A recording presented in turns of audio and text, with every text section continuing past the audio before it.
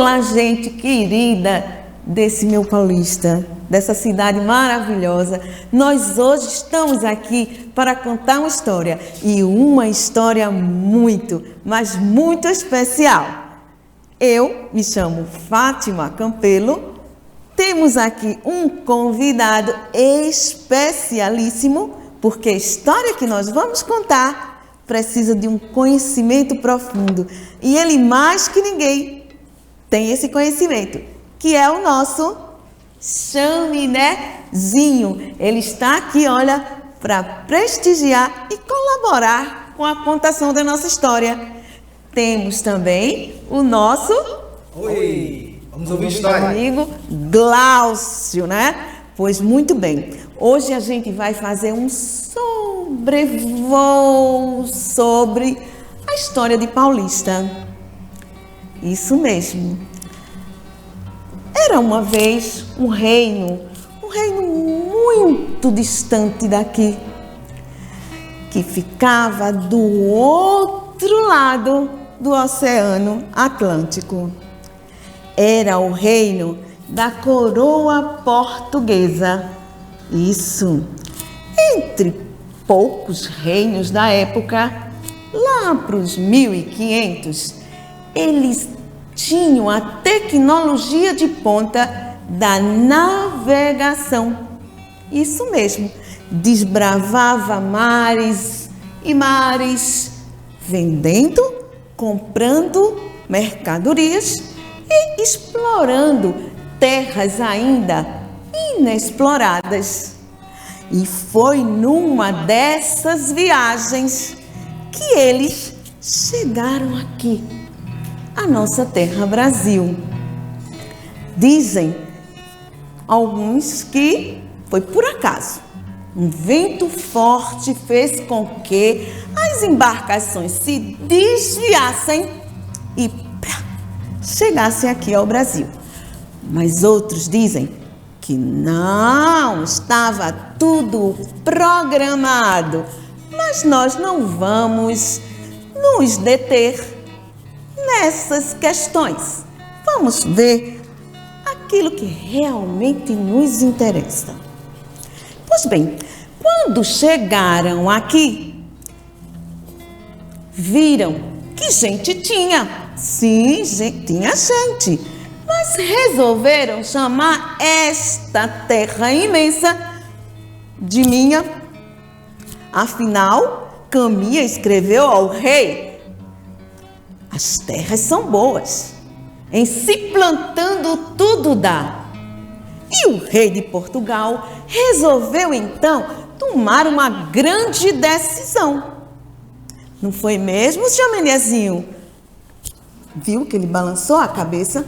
Pois bem, foi mesmo, é verdade. Resolveu enviar para cá 2 expedições. Uma de exploração de riquezas e a outra de povoamento. Essa de povoamento deu origem à divisão do Brasil em pedaços, lotes, chamados de capitanias hereditárias.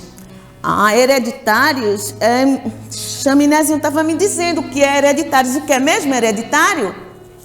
Um momentinho.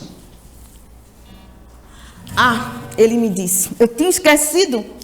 Ele disse que é porque passa de pai para filho. Pois muito bem. Dessas 14 capitanias, 12 foram distribuídas entre seus donatários, mas só duasinhas prosperaram.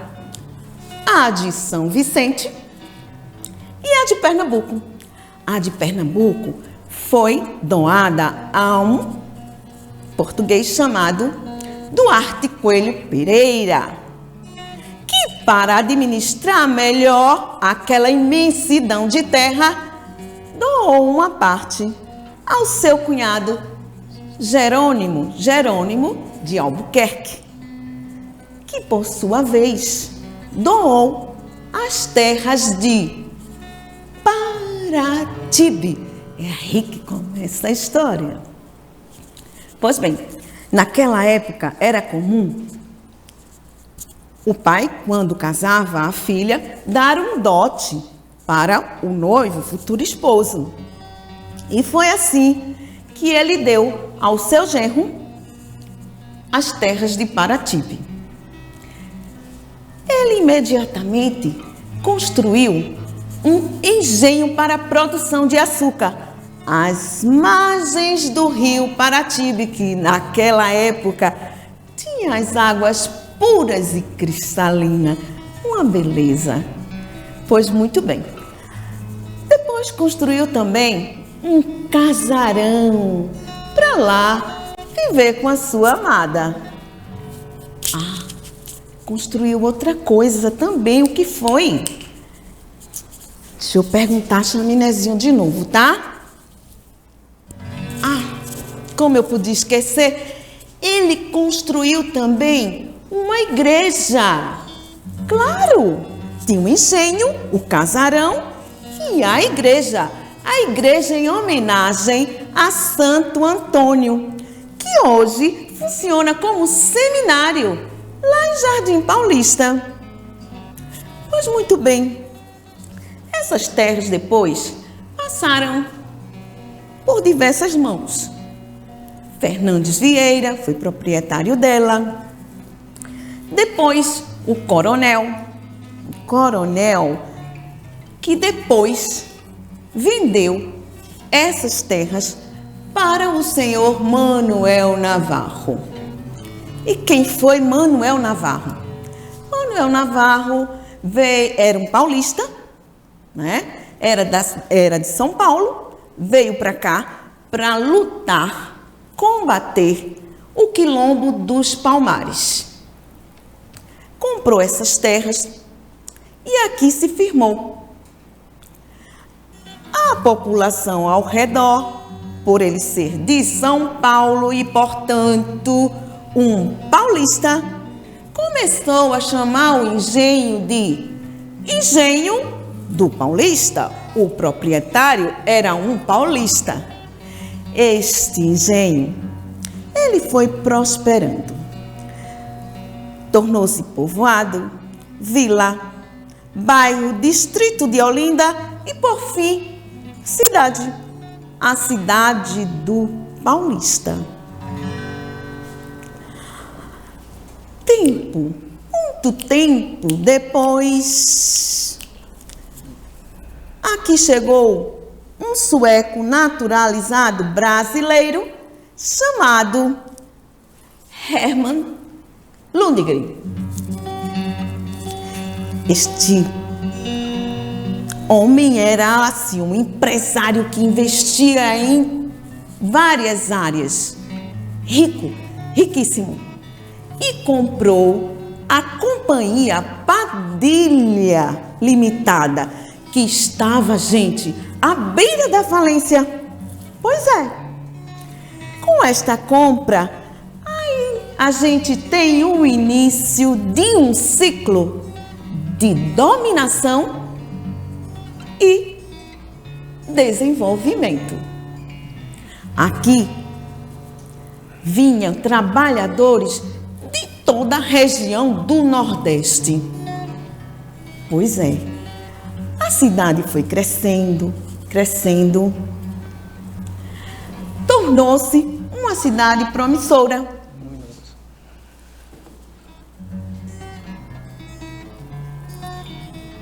Tornou-se uma cidade promissora. E aí,